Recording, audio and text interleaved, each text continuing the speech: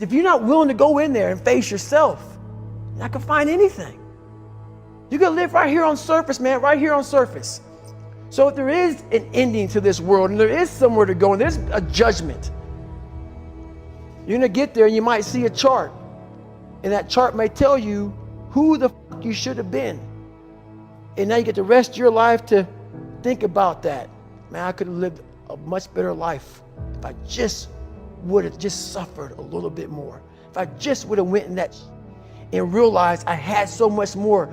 But fear and the 40% and living here versus living here, being afraid, stop me.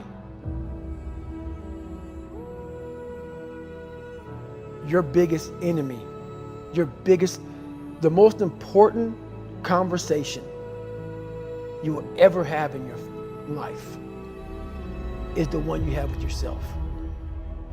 You wake up with it, you walk around with it, you go to bed with it.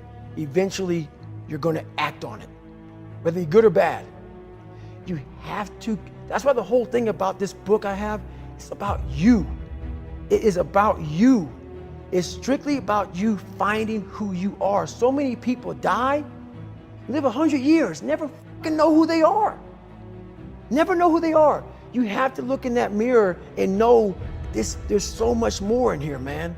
Because I can literally right now be a 300-pound guy spraying for cockroaches still to this day if I did not look in that mirror and say, there has to be more to this. This can't be it. And then willing to go into it, dive deep into it, and give all I have to find it. So that's what all that's about. Let's say there's 10 people in this room, and we're all mediocre. But I'm the best of the mediocre people. I now think I'm great. I'm great. We surround ourselves around people that make us feel great. They tell us what we want to hear. The second we put ourselves amongst the uncommon people, we don't like that feeling, that challenging feeling of that person who's waking up at 3:30 in the morning and say, hey, push your on, we're going for a run. We don't like that challenge. We like that person who says, hey, you know, man, I don't feel good today, man. And they say, oh, it's okay, brother. We'll take a day off, man. We'll get a pizza and watch the game. We like that. We love that feeling. Why? Because you understand, man, we're good, bro. We don't want that motherfuckers like this. Hey, man, no, bro. Get your fucking shit on, man.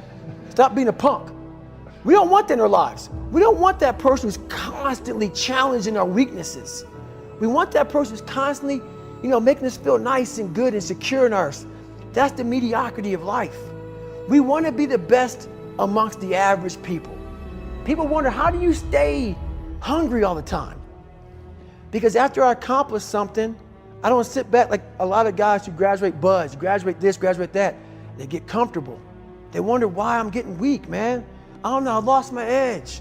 What's going on? Because once you hit the top of the fucking mountain, guess what happened? I'm good. I'm good, so you wonder why you're falling down now. Because once you reach the top of the mountain, you got to build another one. That's mediocrity.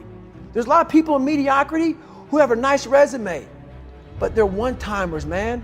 They hit a one-time deal, they busted it open, got a lot of money, but they're good.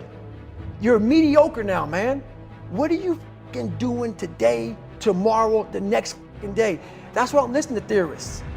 I don't listen to all that bullshit. I listen to a motherfucker who's like this, man. What's wrong, man? I'm fucking tired, dude. Why are you tired? Because tomorrow, I gotta do the